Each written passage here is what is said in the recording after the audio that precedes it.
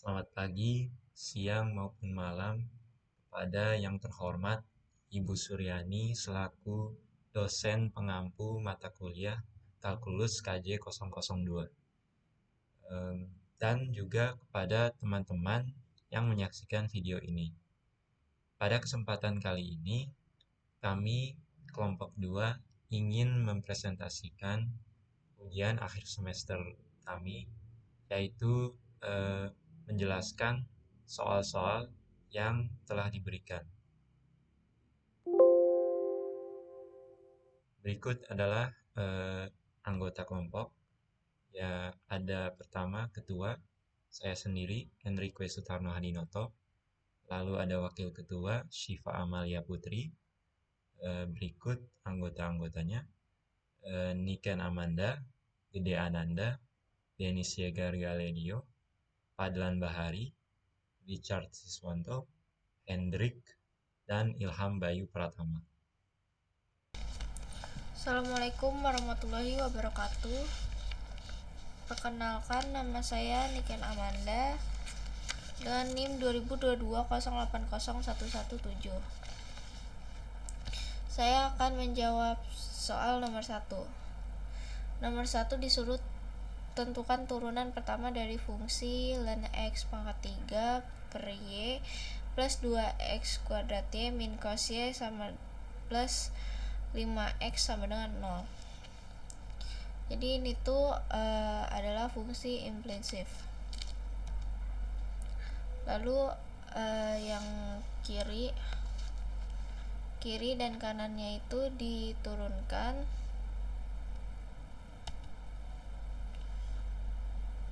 Ini juga dibagi ke beberapa turunan.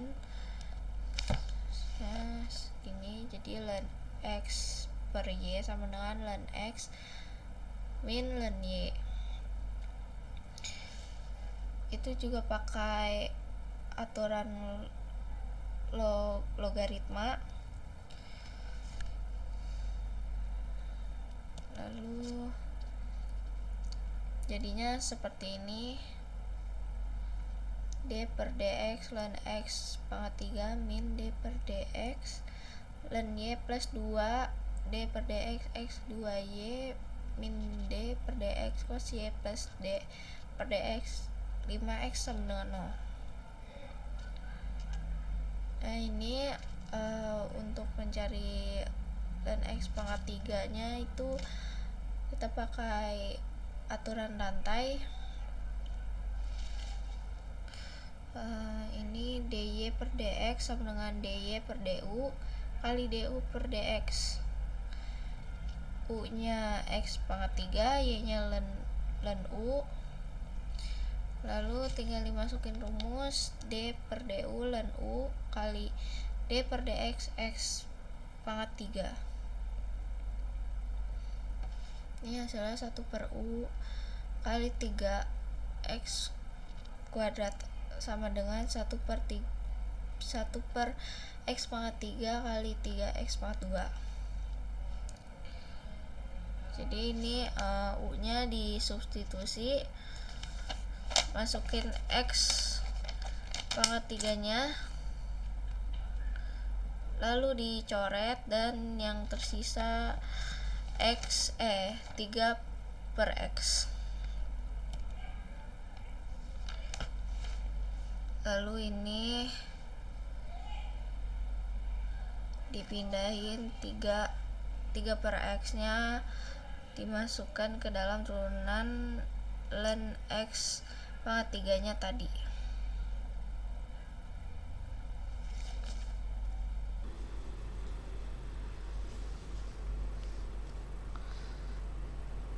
Terus turunan dari ln y terhadap x. Untuk menjawab turunan ini pakai aturan rantai yang dimodifikasi. dy per dx sama dengan dy per du kali du per dx.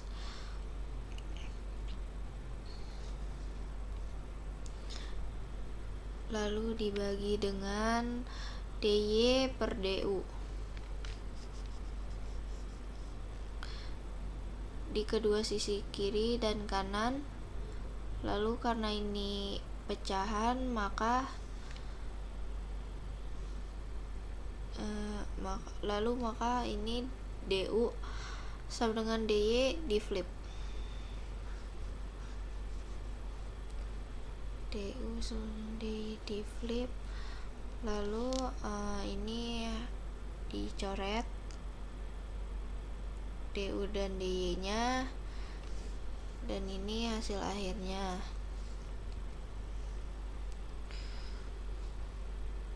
Untuk u sama dengan ln y sama dengan d per dy ln y kali dy per dx.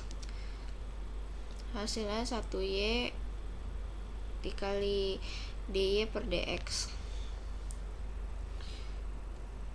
Dan masukkan ini.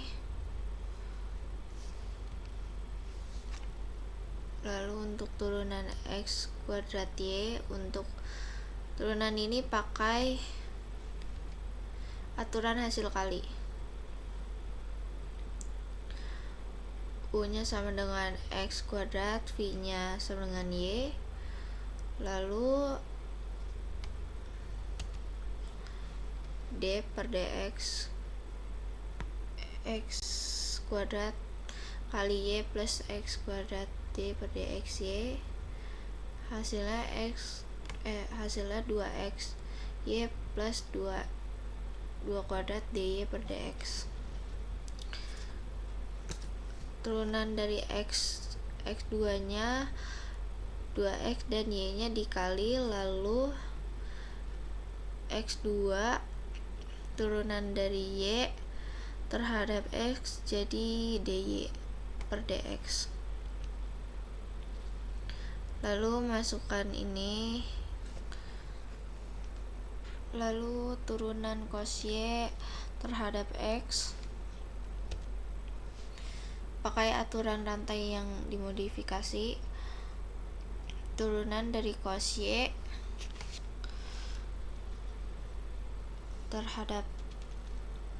terhadap y yaitu jadi min sin y. Lalu masukkan persamaan yang tadi. Dan yang terakhir 5x sama dengan 5. Ini lalu tinggal dibuka kurungnya. Jadi seperti ini.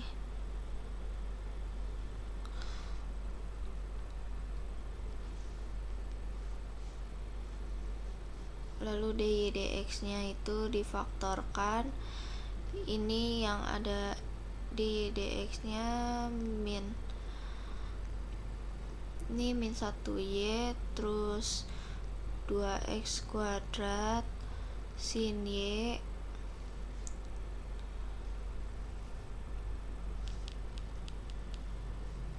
lalu dy per dx min 1 per y plus 2x2 plus sin y sama dengan min 3x min 4xy min 5. Ini dipindah ke kanan, jadi hasilnya itu min. Lalu ini dibagi,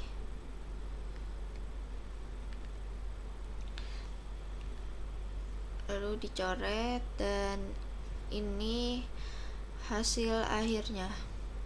Baik, perkenalkan nama saya Gedenanda dengan NIM 2022 0801133.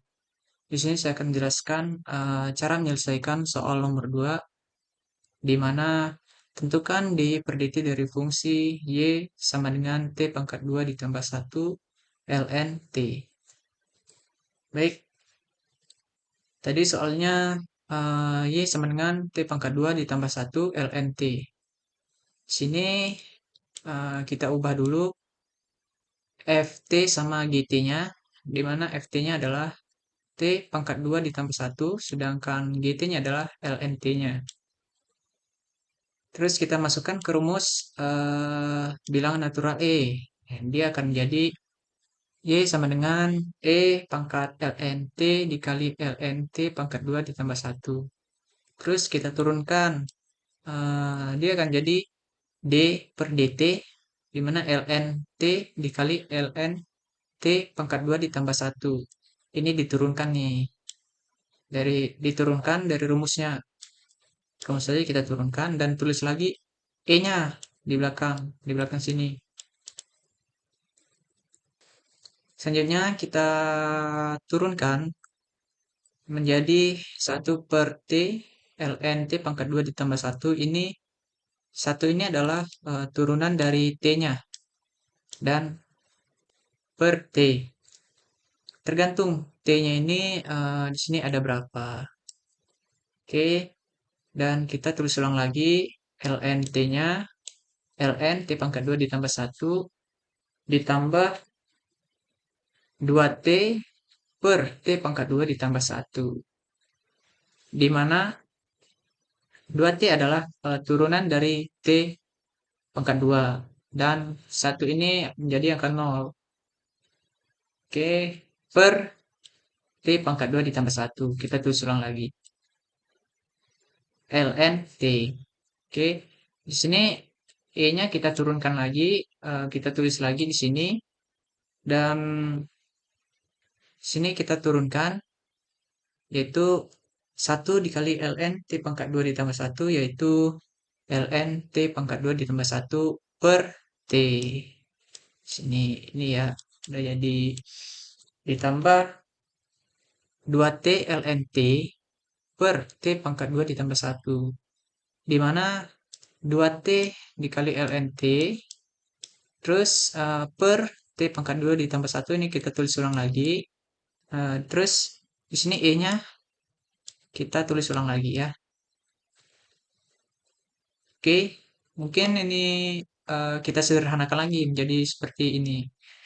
T pangkat 2 ditambah 1 ln T pangkat 2 ditambah 1 ditambah 2T pangkat 2 ln T per T pangkat 2 ditambah 1 T. Jadi E-nya kita turunkan lagi di sini menjadi E pangkat ln T dikali ln T ditambah 1. Oke, jadi ini hasilnya. Mungkin sekian penjelasan dari saya. Terima kasih. Selamat malam. Assalamualaikum warahmatullahi wabarakatuh. Nama saya Siva Amalia Putri dari NIM 2022 0801237. Di sini saya akan mengerjakan soal nomor 3, yaitu carilah nilai maksimum lokal atau minimum lokal jika ada dari fungsi berikut. Y sama dengan X pangkat 2 per kuadrat X pangkat 2 plus 4. Jadi soalnya kan X pangkat 2 per kuadrat X pangkat 2 plus 4. Ini saya anggapnya V itu sebagai U itu sebagai X pangkat 2, terus V itu sebagai X pangkat 2 plus 4. Nah, U yang tadi X pangkat 2 itu turunan pertamanya 2X, terus yang V turunan pertamanya X per kuadrat X pangkat 2 per 4 plus 4. Pakai cara yang diaksen sama dengan V aksen U aksen V minus UV aksen per V pangkat 2. Habis itu tinggal kita masukkan U aksennya berapa dan V aksennya berapa. Terus UV aksen sama V pangkat 2 sama V pangkat 2. Nah, itu kan di bawahnya itu ada X pangkat 2 plus 4. Itu syaratnya X pangkat 2 plus 4 sama dengan 0. Nah, karena kalau sama dengan 0 hasilnya per 0, jadi habis itu kita tinggal kuadratin kedua sisi pertamanya, langsung tinggal kita lihat hasilnya. Kemudian dari hasil X pangkat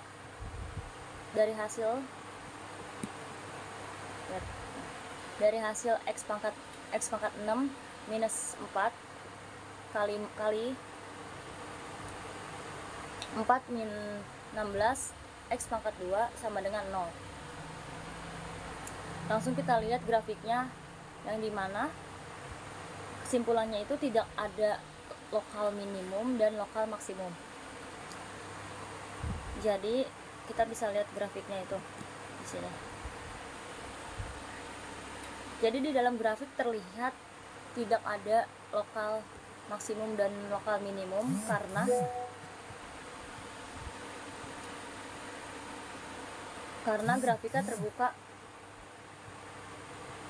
grafiknya terbuka di kedua ujungnya, berarti Y dapat terus meningkat ketika X semakin besar positif atau semakin kecil negatif. Selain itu, fungsi ini terbatas ke bawah karena tidak dapat mencapai nilai negatif karena akar kuadrat tidak pernah bernilai negatif. Perkenalkan, nama saya Denny Segar Galedio dengan NIM 2022 0801185. Kali ini saya akan membahas soal dari nomor 4, yaitu integral batas atasnya itu pi per 3 dengan batas bawahnya itu 0, cos dengan fungsi cos pangkat 5 x sin x dx. Nah, untuk menghitung integralnya tertentu, kita hitung integral tak tentunya dulu, yaitu cos dalam kurung x pangkat 5 sin dalam kurung dx. Nah, dengan menggunakan substitusi t sama dengan cos x, yang hasilnya akan menjadi seperti ini. Lalu, setelah kita substitusiin, kita gunakan sifat integral.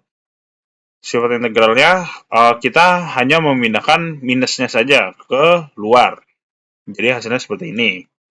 Lalu kita menggunakan integral x pangkat n dx sama dengan x n pangkat n plus 1 per n plus 1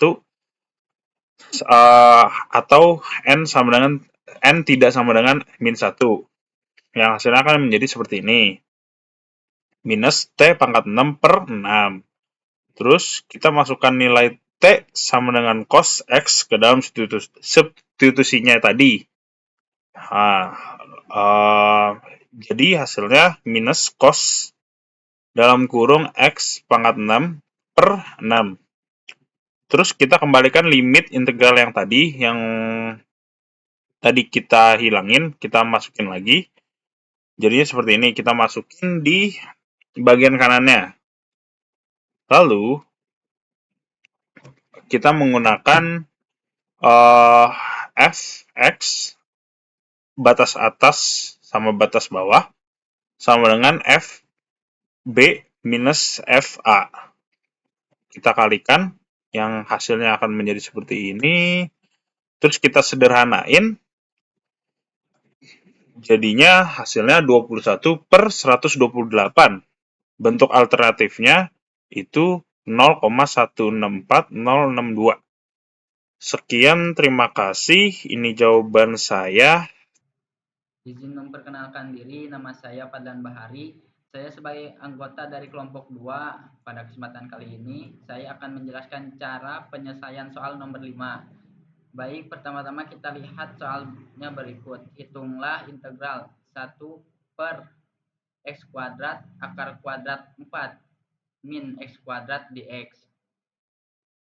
Pertama-tama, untuk menyelesaikan integral berikut, kita perlu menggunakan metode substitusi trigonometri dengan mengubah x menjadi 2 sin himpunan kosong.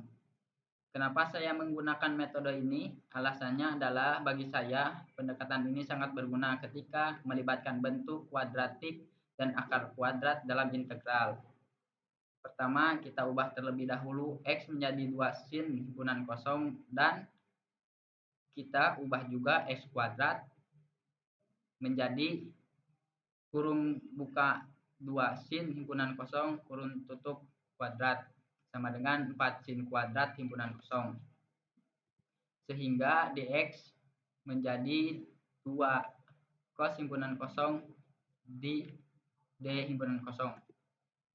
Setelah melakukan substitusi tersebut, integral menjadi integral 1 per x kuadrat akar kuadrat 4 min x kuadrat dx sama dengan integral 1 per 2 sin himpunan kosong kuadrat akar kuadrat 4 min 2 sin himpunan kosong kuadrat dikali 2 cos himpunan kosong d himpunan kosong sama dengan integral cos himpunan kosong per 4 sin kuadrat himpunan kosong akar kuadrat 4 cos kuadrat himpunan kosong d himpunan kosong.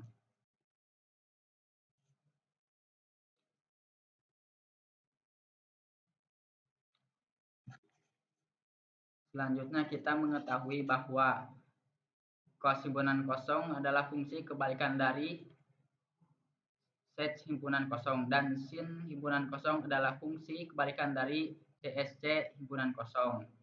Maka kita dapat menggantikan cos himpunan kosong dengan 1 per sec himpunan kosong dan sin himpunan kosong sama dengan 1 per CSC himpunan kosong. Setelah melakukan substitusi tadi, integral menjadi integral 1 per 4 sin kuadrat himpunan kosong akar kuadrat 4 dikali 1 per sec kuadrat himpunan kosong d himpunan kosong sama dengan berikut. Selanjutnya kita tahu bahwa CSC himpunan kosong sama dengan 1 per sin himpunan kosong, jadi bisa ditulis CSC kuadrat himpunan kosong sama dengan 1 per sin kuadrat himpunan kosong dan turunan dari cos himpunan kosong adalah minus CSC kuadrat himpunan kosong. Maka dari keterangan di atas, integral dapat ditulis dalam bentuk 1 per 8 integral CSC kuadrat himpunan kosong d himpunan kosong sama dengan 1 per 8 tanda kurung minus cos himpunan kosong ditambah si. Gantikan kembali.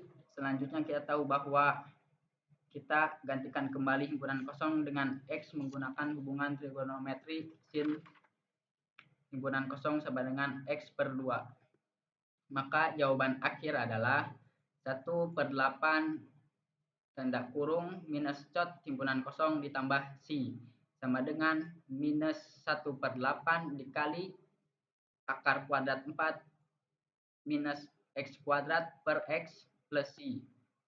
Jadi hasil integral tersebut adalah minus 1 per 8 dikali akar kuadrat 4 minus x2 per x ditambah si, di mana si adalah konstanta integrasi. Perkenalkan, nama saya Richard Siswanto dari kelompok 2 Kalkulus dengan NIM 2022 0801 130. Saya akan menjawab soal nomor 6 dengan soal seperti berikut, yaitu integral 2pi 0 dengan nilai mutlak cos x dx. Dari berikut pertama kita akan hilangkan atau mengubah nilai mutlak dari cos x menjadi seperti berikut dengan fungsi piecewise. Dari interval 0 sampai pi per 2 akan menjadi seperti ini fungsinya.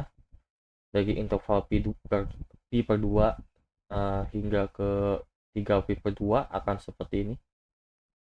Dan dari 3 pi per 2 sampai 2 pi akan menjadi seperti ini. Dan ini adalah bentuk dari soalnya setelah nilai mutlak dihilangkan.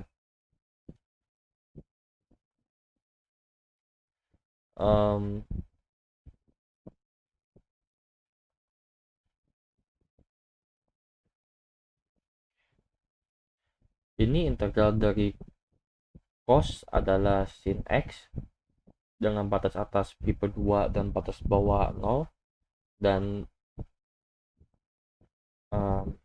integral dari minus cos x adalah minus sin x dengan batas atas 3 pi per 2 dan batas bawah pi per 2, dan integral dari cos x adalah sin x dengan batas atas 2 pi dan batas bawah 3pi per 2. Oke, kita lanjut. Lalu kita substitusikan batas atas dan bawahnya ke dalam fungsi-fungsi seperti berikut. Bagi sin x batas atas pi per 2 dan 0 akan menjadi seperti ini, dan minus sin x akan menjadi seperti ini, dan sin x yang ketiga akan seperti ini. Setelah kita melakukan ini, kita akan simplifikasi akan menjadi seperti ini, dan cara mensimplifikasinya akan ada di Excel yang sudah saya buat ya, kurang lebih seperti ini. Sebagai contoh, kita akan lihat yang pi per 2 yaitu 1. Kita lihat sin pi per 2 adalah 1, dan untuk sin 0 kita lihat adalah 0 ya, benar seperti itu. Dan satu lagi yaitu 3pi per 2. 3pi per 2 kita lihat nilainya adalah minus 1 ya, seperti kita lihat jawabannya dan sudah benar, dan seterusnya sampai ketemu hasil seperti berikut. Ini kita jumlahkan dan hasilnya 4. Oke. Dan saya punya graf seperti bisa dilihat pada graf ini, kurva yang biru adalah fungsi mutlak dari cos x, dan kurva merah adalah fungsi minus cos x. Dan nilai mutlak tadi dipisah menjadi 3 integral dan dijumlahkan. Integral atau luas yang pertama dari 0 sampai pi per 2. Integral kedua dari pi per 2 sampai 3pi per 2. Dan integral kedua ini pas ketika kurva minus cos x yang di atas sumbu x, maka digunakan minus cos x dan bukan cos x. Dan terakhir integral dari 3pi per 2 sampai 2pi. Oke. Dan selanjutnya untuk soal nomor 7 akan dijelaskan oleh teman saya. Terima kasih. Perkenalkan, nama saya Enrique Sutarno Hadinoto dengan NIM 2022 Saya akan menjawab soal nomor 7. Soalnya adalah hitunglah luas daerah yang dibatasi oleh Y sama dengan 12 minus X dan Y sama dengan nilai mutlak X.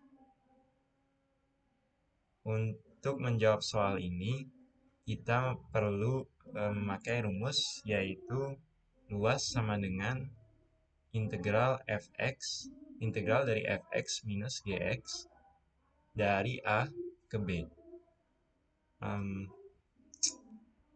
Dengan ketentuan fx ini harus lebih besar dari gx. Jadi ini hanya contoh saja ya, ini bukan graf dari kedua fungsi di dalam soal tadi.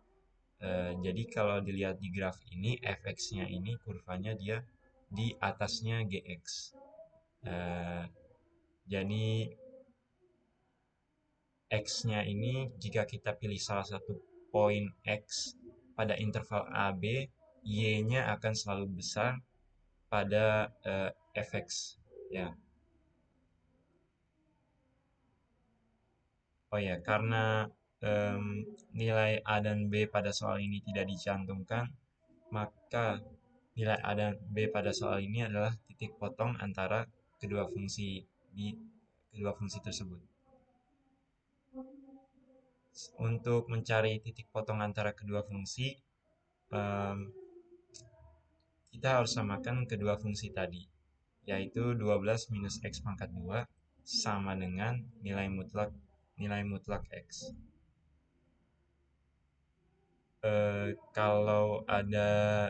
Karena ada nilai mutlak di persamaan ini, maka harus dibagi menjadi dua persamaan. Yang pertama, ketika x lebih besar atau sama dengan 0, maka berlaku nilai mutlak x sama dengan x. Jadi persamaannya jadi seperti ini karena kita ubah nilai mutlaknya jadi x. Dan ketika x-nya lebih kecil dari 0, maka berlaku nilai mutlak x sama dengan minus x. Jadi kita ubah nilai mutlaknya jadi minus x. Kenapa ini jadi seperti ini? Karena misal nilai mutlak itu jika kita memasukkan bilangan positif yaitu di atas 0, maka nilai mutlak akan mengeluarkan bilangan positif juga. Tetapi jika kita memasukkan jika kita memutlakkan nilai bilangan yang negatif yaitu lebih kecil dari 0, maka negatifnya ini akan dipositifkan. Jadi minus 2 misalkan jadi plus 2. Oke. Selanjutnya kita selesaikan persamaan yang pertama ketika dia lebih besar dari 0. Untuk menyelesaikannya, pertama x-nya pindah ke kiri jadi 12 minus x pangkat 2 minus x, lalu diubah disusun supaya menjadi seperti persamaan kuadrat, lalu minusnya dikalikan minus di kiri dan kanan supaya minusnya ini hilang, lalu cari faktornya ya, yaitu minus 3 dan plus 4. Jadinya x sama dengan 3 atau x sama dengan minus 4. Tapi karena intervalnya harus x lebih besar atau sama dengan 0, maka yang benar adalah penyelesaian yang benar hanya x sama dengan 3. Jadi itu titik potong pertama. Yang untuk persamaan kedua, minus x-nya ini yang di kanan dipindah ke kiri jadi plus x, lalu disusun supaya menjadi persamaan kuadrat, lalu minusnya dikali di kiri dan kanan supaya minusnya hilang, lalu cari faktornya yaitu plus 3 dan minus 4. Jadi x sama dengan minus 3 atau x sama dengan 4.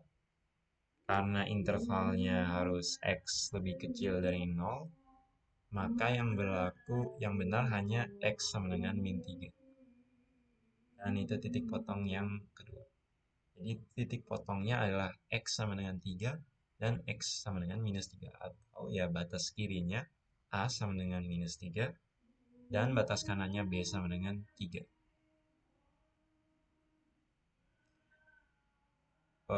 Tinggal masukkan AB-nya ke dalam rumus, yaitu min 3 dan 3, dan fx-nya dan gx-nya juga dimasukkan. Kenapa ini 12 min x pangkat 2-nya menjadi fx? Karena dia akan lebih besar dari gx. Dia akan kurvanya akan di atas nilai mutlak x ketika pada interval min 3 sampai 3. Bisa dicoba juga kalau tidak yakin. Jadi buka kurungnya, lalu karena ini nilai mutlak ya, jadi harus dijadikan fungsi piecewise. Jadi ketika intervalnya min 3 sampai 0, maka fungsinya ini, dan ketika intervalnya 0 sampai 3, maka fungsinya ini. Lalu gabungkan dua fungsinya ini dengan intervalnya masing-masing. Jadi ketika minus 3 sampai 0 fungsinya ini dan 0 sampai 3 fungsinya ini. Lalu cari integralnya, selesaikan integralnya. Jadi integral dari 12 yaitu 12x, integral dari x pangkat 2 yaitu x pangkat 3 per 3, dan integral dari x yaitu x pangkat 2 per 2. Dan tetap tulis batasannya. Di ini juga sama, selesaikan integralnya, lalu masukkan nilai-nilainya, batas kiri dan batas kanannya dimasukkan, dikurang, jadi hasilnya adalah 45. Jadi luas daerah yang dibatasi oleh 12 minus x pangkat 2 dan nilai mutlak x adalah 45. soal nomor 8. Jadi saya mendapatkan soal nomor 8 yang berisikan carilah salah satu contoh aplikasi turunan dalam kehidupan sehari-hari. Di sini saya mengambil contoh aplikasi turunan di kehidupan sehari-hari yaitu balon udara. Memang banyak sekali hal yang bisa diambilkan seperti percepatan suatu benda atau lajunya suatu kendaraan ataupun bidang miring. Tetapi di sini saya mengambil contoh tentang balon udara. Balon udara sendiri sering kita temui di tempat-tempat wisata yang memiliki pemandangan yang begitu indah, lapangan luas, ataupun terkadang balon udara dapat ditemui di event-event tertentu. Bukan cuma itu saja, balon udara biasanya digunakan juga untuk meneliti suatu atmosfer. Lalu kenapa saya mengambil contoh balon udara? Apa sih yang bisa diterapkan di aplikasi turunan? Ketika balon udara tersebut naik ke atas, itu juga sudah bisa kita hitung atau kita aplikasikan dalam aplikasi turunan ini. Dan juga ketika perubahan jari-jarinya atau kecepatan dia terbang, itu juga bisa kita aplikasikan. Jadi saya sudah menampilkan penjelasannya juga di PPT, yaitu dalam kehidupan sehari-hari. Aplikasi turunan ini sangatlah relevan ketika kita ingin memahami bagaimana volume benda berubah ketika dimensinya berubah. Pada contoh ini, kita melihat bagaimana laju perubahan jari-jari balon udara berubah ketika jari-jarinya berkurang. Pengetahuan tentang laju perubahan volume balon udara dapat membantu dalam merancang dan mengolah balon udara yang digunakan untuk dalam berbagai kegiatan. Seperti yang saya bilang, yaitu seperti pariwisata ataupun penelitian tentang atmosfer. Jadi, saya sudah menyiapkan satu contoh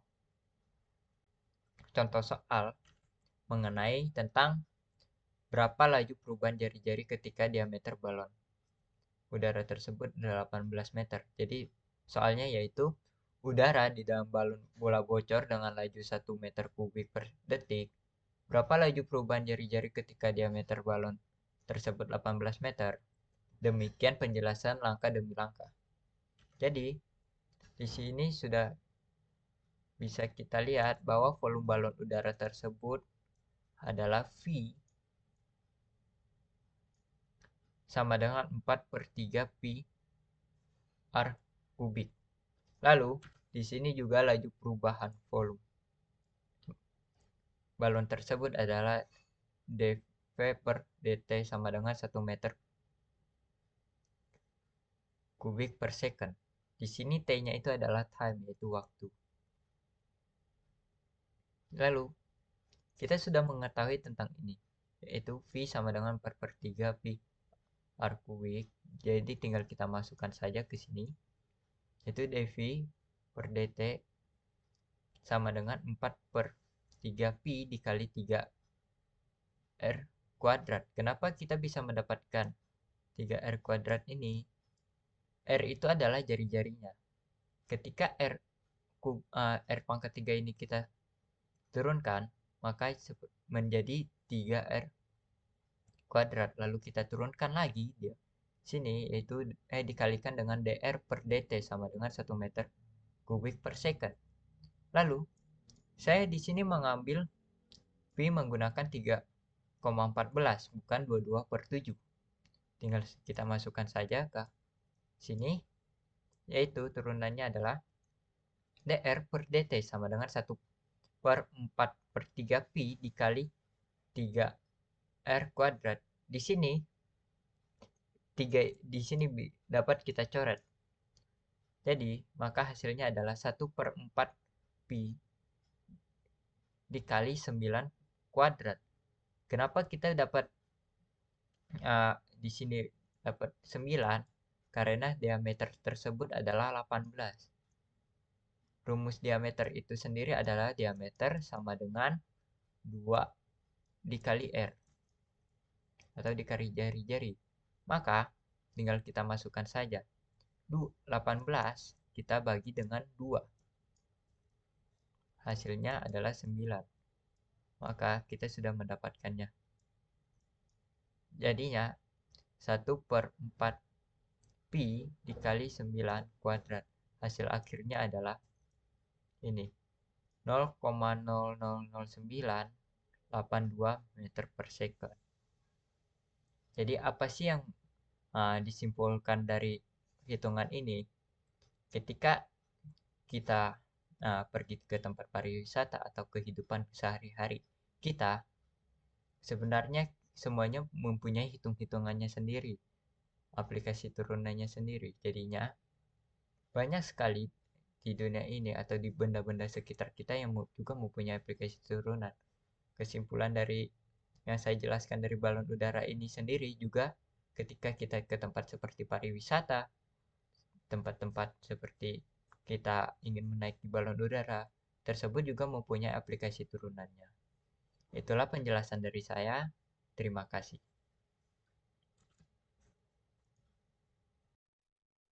Soal nomor 9 yang dijawab oleh saya sendiri, Ilham Bayu Pratama, dengan NIM 2022-08-01245. Carilah satu contoh aplikasi integral dalam kehidupan sehari-hari. Salah satu contoh aplikasi integral dalam kehidupan sehari-hari adalah perhitungan luas suatu bidang yang memiliki bentuk yang kompleks atau tidak teratur. Misalnya, kita ingin menghitung luas daerah yang dibatasi oleh suatu kurva yang tidak berbentuk lingkaran atau persegi. Contoh konkretnya adalah menghitung luas area di bawah kurva fungsi. Misalkan, kita memiliki fungsi sederhana y sama dengan f dalam kurung x yang mewakili suatu kurva di atas sumbu x. Luas area di bawah kurva ini dan di atas sumbu x dapat dihitung dengan menggunakan integral tertentu.